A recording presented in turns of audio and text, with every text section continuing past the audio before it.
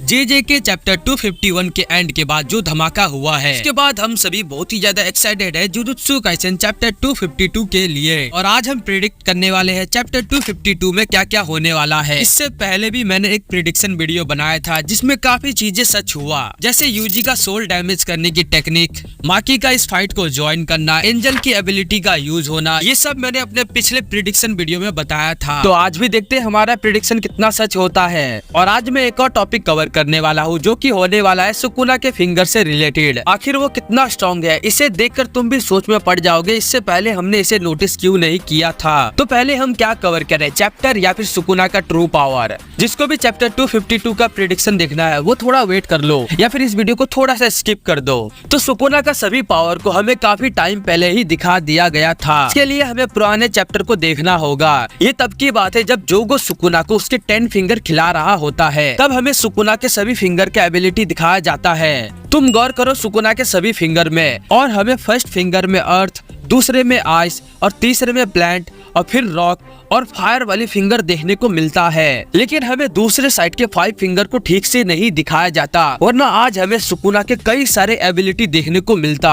अब तुम में से कुछ लोग बोलोगे यार ऐसा नहीं हो सकता, तो मैं बता दूं यार राइटर कोई चूतिया नहीं है, वो ऐसे ही कुछ चीजों को ड्रॉ नहीं करेगा। उसने भी कुछ सोच समझ कर ही सुकुना के फिंगर को इस तरीके से ड्रॉ किया होगा। तो जरूर ये कोई फोरशैडोइंग होगा सुकुना के ट्रू पावर से रिलेटेड। और तुम लोगों ने एक थ्योरी सुना होगा, यूजी सुकुना का लास्ट फिंगर है जिसे किंजाकू ने क्रिएट किया था। अब इमेजिन करो किंजाकू ने यूजी को क्रिएट करने के लिए सुकुना का सोल वाली फिंगर का यूज किया होगा, और इसी कारण से यूजी का मेन पावर सोल से रिलेटेड है। हालांकि रिसेंट के चैप्टर में सुकुना बोलता है यूता ने उसका लास्ट फिंगर खाया है, लेकिन ये कंफर्म नहीं है। तो मैं बोल रहा था यूजी का मेन पावर, या फिर ऐसा भी हो सकता है यूजी ने ही सुकुना का लास्ट फिंगर खाया हो, और वो फिंगर शायद ब्लड मैनिपुलेशन वाली फिंगर हो सकता है। तभी तो यूजी ब्लड मैनिपुलेशन का यूज कर सकता है, जबकि यूजी के पास अपना कोई कर्स एनर्जी नहीं था स्टोरी के शुरुआत से। बाकी तुम्हारा क्या कहना है इसके बारे में नीचे कमेंट में जरूर बताना। अब बात करते हैं जे के चैप्टर 252 में क्या क्या हो सकता है। उससे पहले क्या यूता मर चुका है, क्योंकि चैप्टर 251 में हमने देखा था सुकुना ने अपने डिसमेंटल से यूता का 2 पीस कर दिया, जैसे उसने गोजो का किया था। और तो और यूता का लेफ्ट हैंड भी कट चुका है जिसमें रिका की रिंग है, जिससे यूता को काफी हेल्प मिलता है रिका से। इसके बिना यूता कुछ भी नहीं है सुकुना के सामने।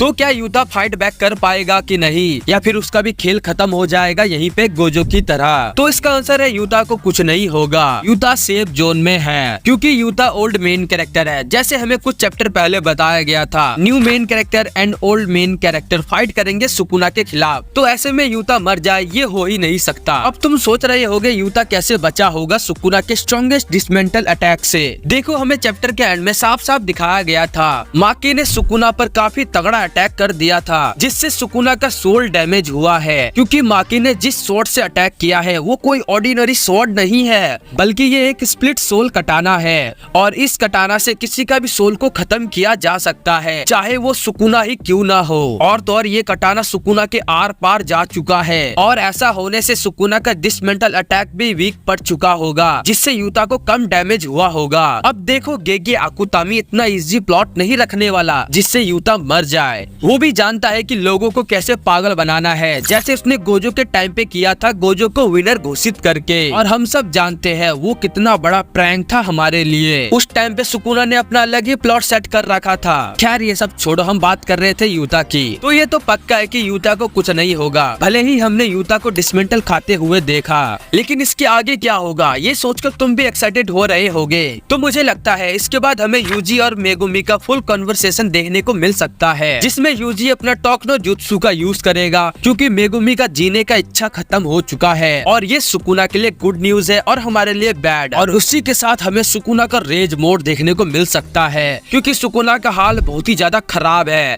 पहले उसने गोजो से फाइट किया, समझ रहे हो, गोजो से, फिर कासिमो, फिर हिगुरामा, फिर कुसाकावे, उसके बाद यूजी, यूता, रिका, फिर एंजल की स्ट्रॉन्गेस्ट अटैक पड़ा उसे, फिर उसके बाद लास्ट में माकी ने उसे स्प्लिट सोल कटाना से अटैक कर दिया। और मुझे नहीं लगता कि सुकुना इसके बाद भी शांत रहने वाला है। अब जो भी होगा इसके बाद वो बहुत ही ज्यादा धमाकेदार होगा। अब यहाँ से यूता और यूजी के पास बहुत ही अच्छा मौका है सुकुना को डिफीट करने के लिए।